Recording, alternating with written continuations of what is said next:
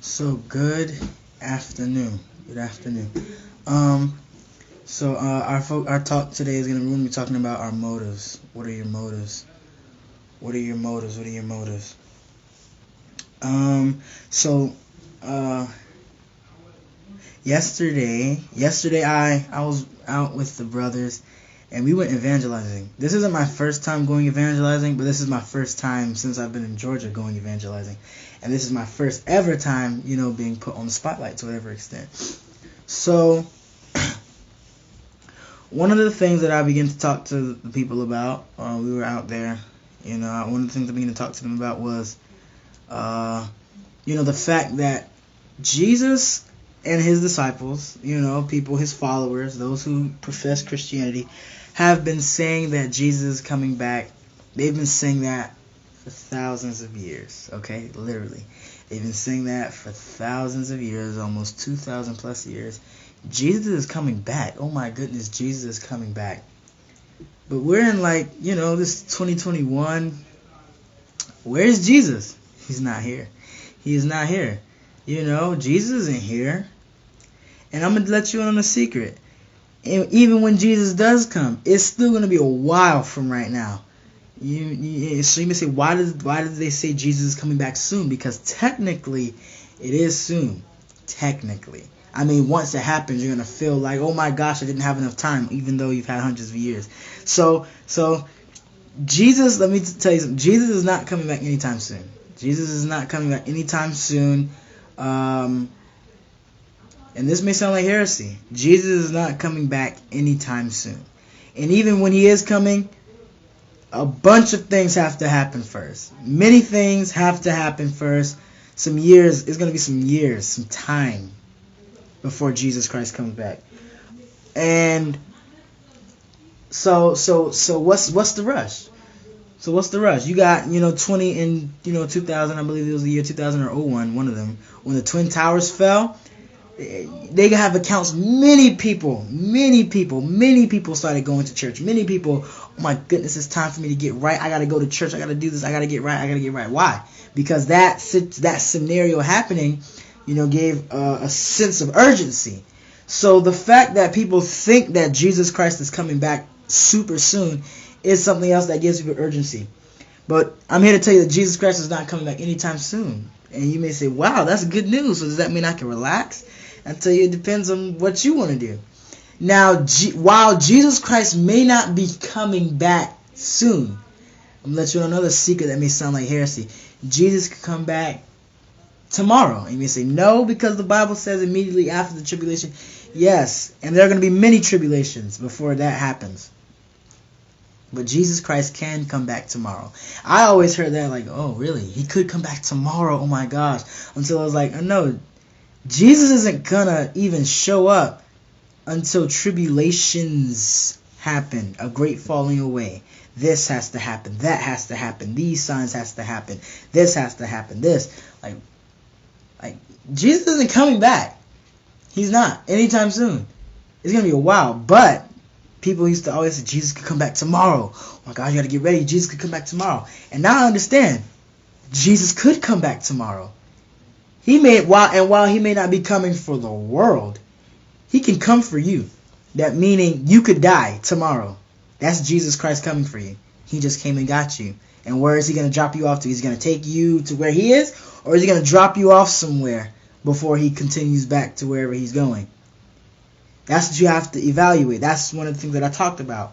Like, yes, Jesus Christ may not be coming back anytime soon. But he can always come back for you. Man, did you hear so-and-so die? Yeah, wow. And they're like, I thought Jesus wasn't coming back. Yes, Jesus isn't coming back. But he came back for you to come and get you. It's your time. Now you got to go. So now you have to check what's your motives. What is my motives for why I do the good things that I do?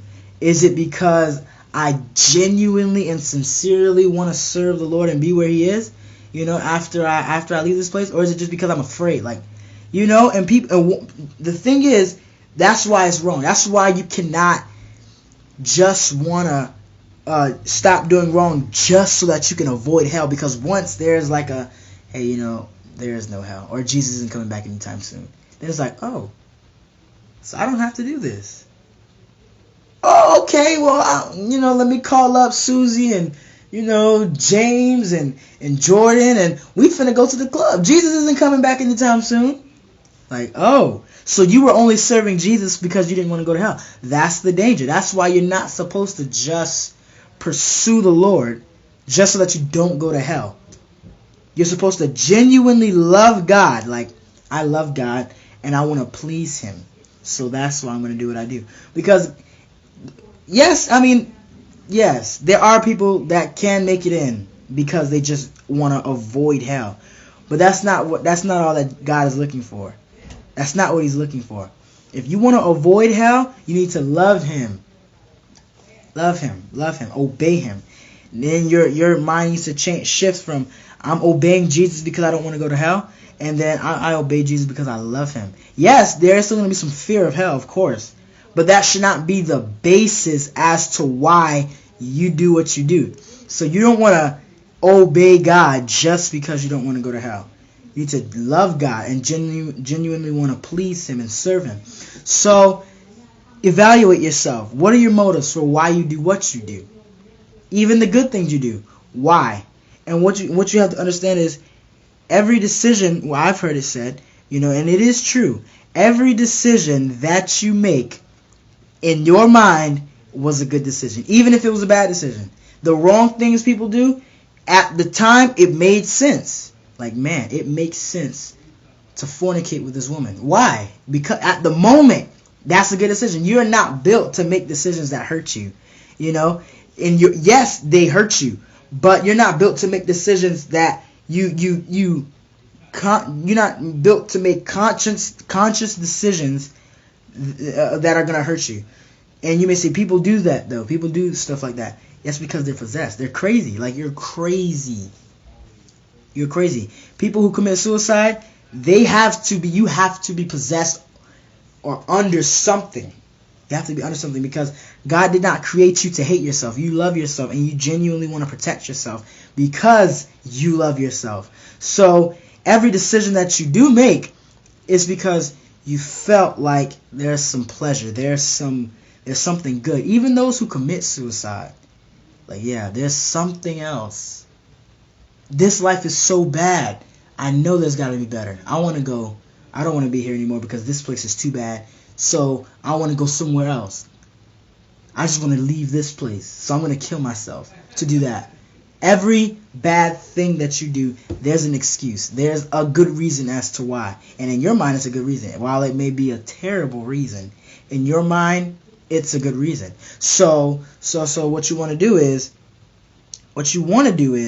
evaluate everything. Evaluate it. But you can't properly evaluate it if you're not if you don't have a relationship with God. So if you have a relationship with God, like what we talked about Friday night, keeping your grass cut, if that's you, then you can evaluate everything. Evaluate your motives. Why am I doing this? Do I love God? That should be a question. At a certain point, it shouldn't be a question. You should know. But you should be able to evaluate that. Like, man, do I love God? When you're in those situations where you want to do something bad, like, no, but I love God. When you want to do this, no, I love God. You want to do that? No, I love God. Man, I don't want to do this, but I love God, so I'm going to do it. So, evaluating your motives is everything. That's everything. Because God is either going to bless you or curse you, not based off of what you do necessarily, but based off of the heart behind it. So, yes, man, having a baby is a good thing. It's an amazing thing. What's your heart behind it? Why do you want to have a baby? So I could be with this woman. Oh, why do you want money? Money isn't a bad thing. Why do you want money? So I can do this with it. So I can show these people that I'm this. Why do you work out? Working out is a good thing. But why? Why do you want to work out? Well, because I want to No, okay, so now I'm going to judge you because of your motives. I'm going to judge you because of your motives. It doesn't matter what it is that you act. Lord, I walk those ladies across the street. Why? Because I know, most of them, they give you money after. See, that's the reason. You want money. You're greedy. You're this person. So your motives basically are everything. That's what God is really looking at. And you may not know. I don't know my motives. Well, that's not a good enough answer. Because God knows them. So you want to ask God, what are my motives for this? You want to stop and evaluate. Okay, I want to do this. What are my motives? Well, and then once you evaluate, if you have bad motives, then you need to confront them. Because especially if what you're about to do is something that the Lord wants you to do.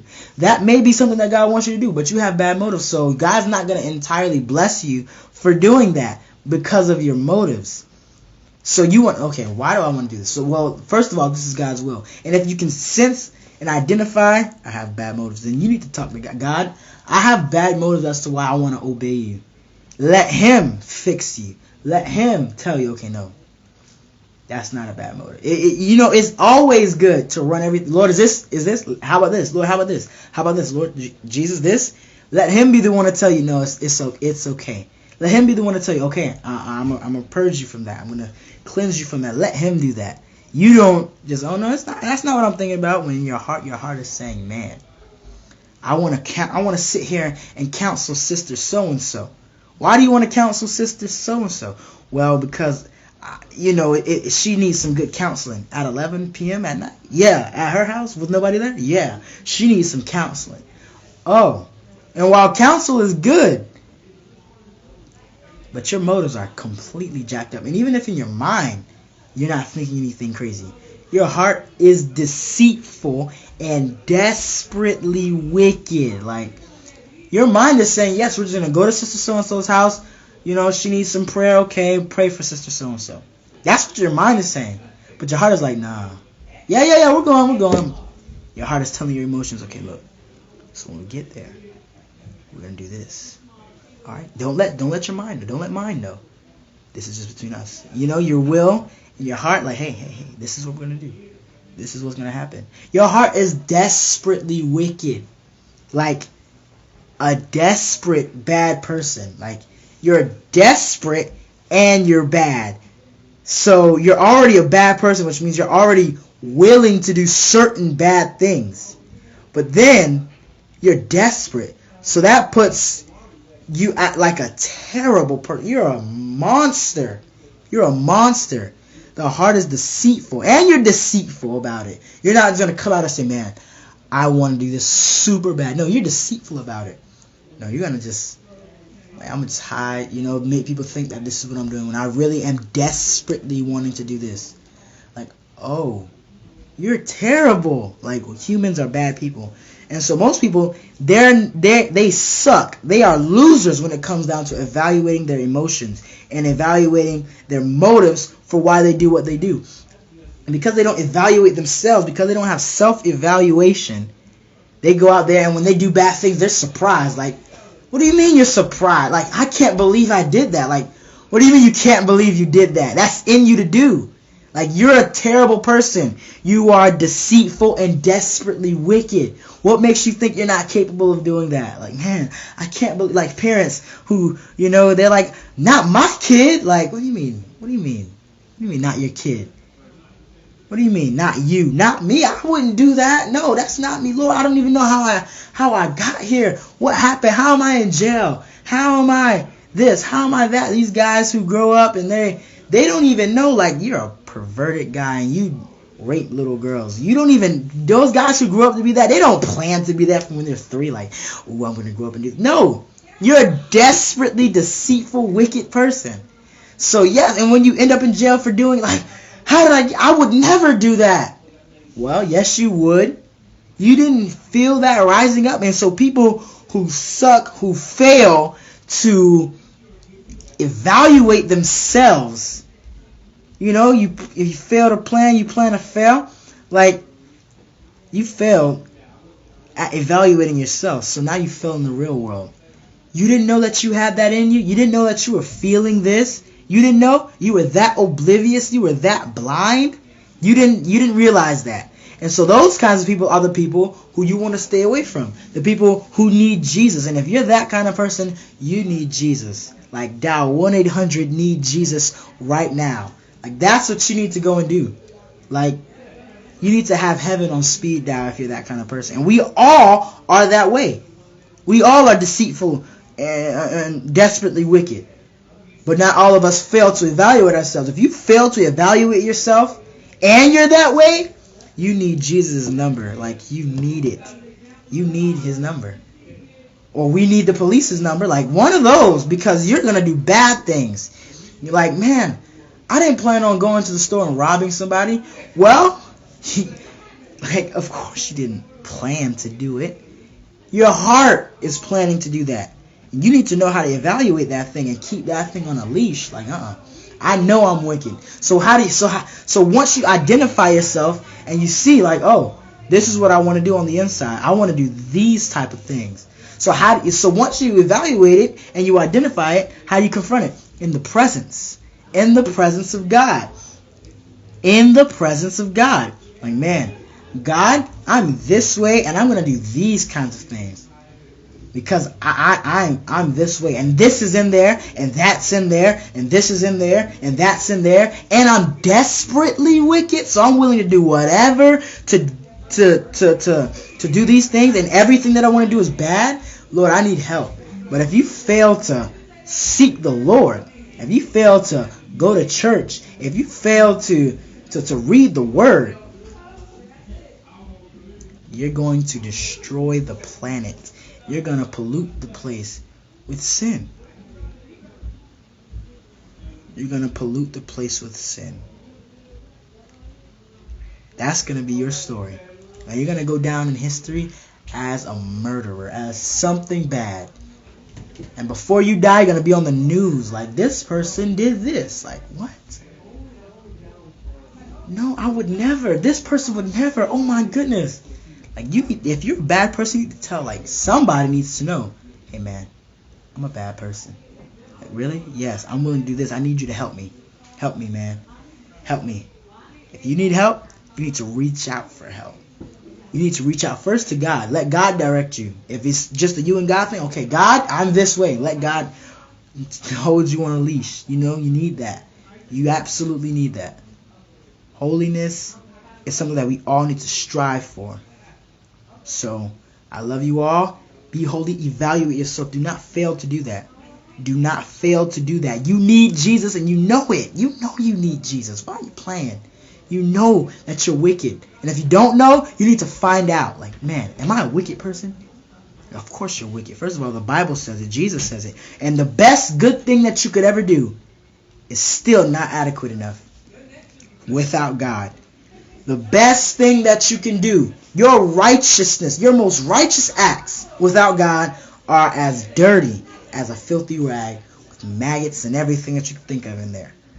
Yeah, that's how God views you, because of your insides. Your insides. That's why even though people tried so hard to be a good person in the Old Testament, they couldn't. Because you need a cleansing from the inside. You need God to come and change you from the inside. No, you can't just kill that goat and think everything's all right. You can't just sprinkle that blood and think everything's all right. No, that still stinks. To God, that's like, man, this guy still stinks. I'm just gonna tolerate him. He's tolerable. But no, and God, when God got tired of that, okay, no, come on, we gotta do this. We gotta do something. Now you need a cleansing, a thorough cleansing from the inside out. You know? Like, yes, a thorough cleansing. That's like just, man, I'm dirty. I was rolling around in dirt, played with my dog, you know, this and that, sweaty. I'm going to just go and just get in the water. I'm going to just wash off with some water. Like, what? Just water? No, man, you need some soap. Matter of fact, you need bleach on that thing. Like, no, you're dirty, man. Go wash. Like, nah, man, I'm alright. I just need some water. No, I'm gonna just change my clothes. You know, I'm gonna just change my clothes, got a little dirt on me. Like, no, you're dirty. You stink. Don't just change your clothes.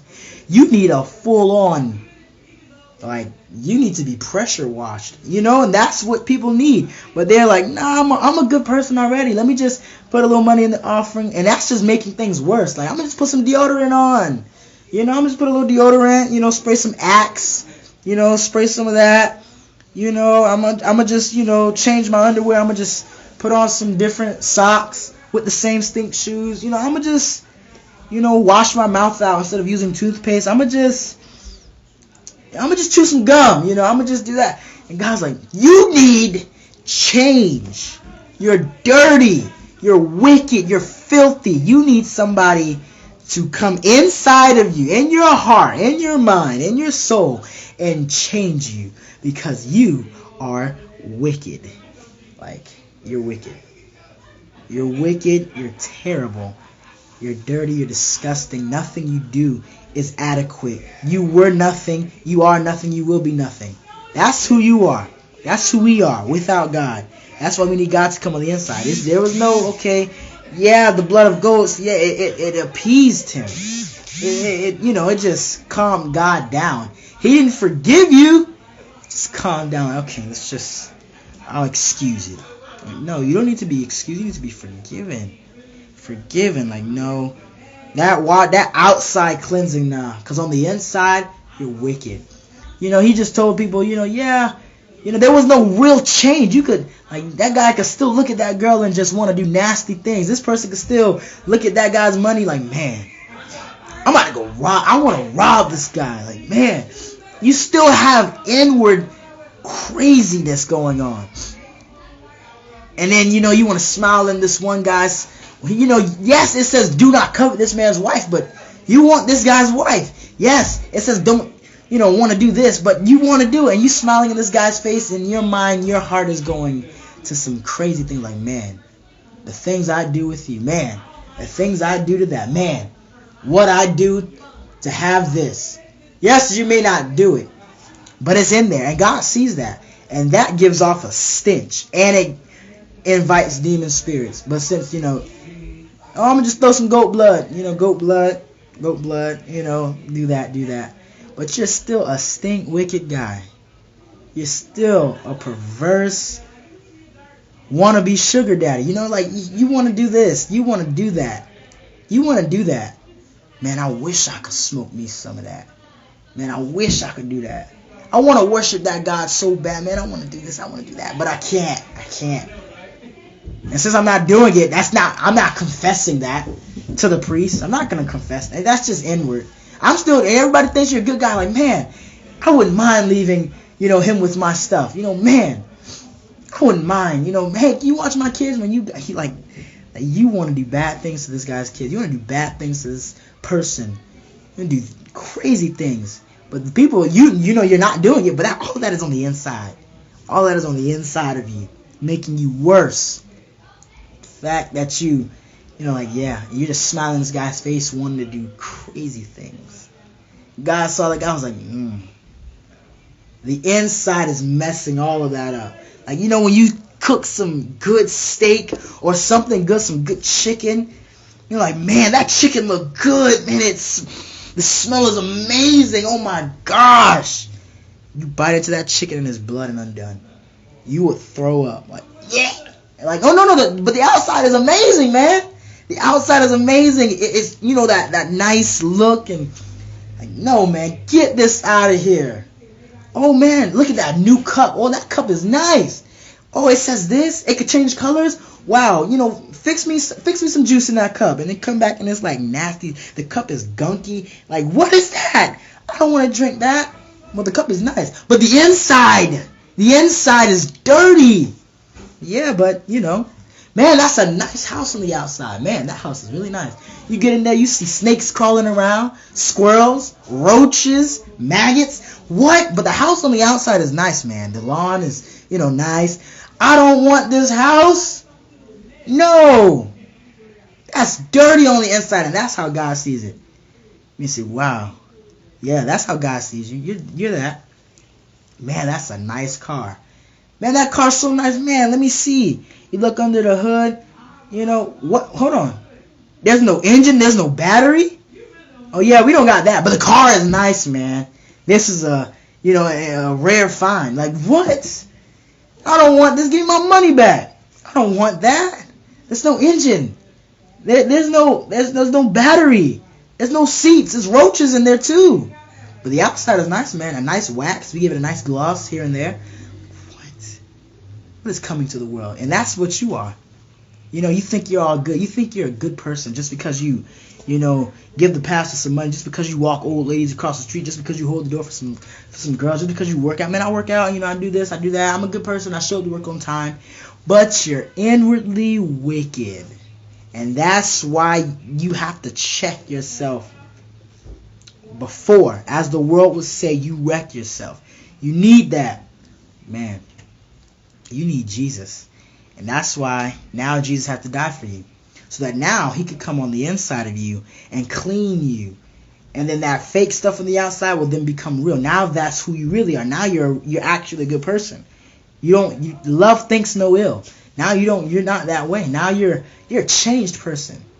You see this guy and like, man, wow, okay. This, that. And you're taking everything in, but you're holy because Jesus is cleansing you from the inside out. And that's what you need. So, and how do you check yourself? In the presence. How do you get cleaned? In the presence. That's the only way. That's the only way. The only way. Other than that, you're a dirty, perverted hypocrite. So I love you all. And God willing, we'll talk within the next 24 to 48 hours.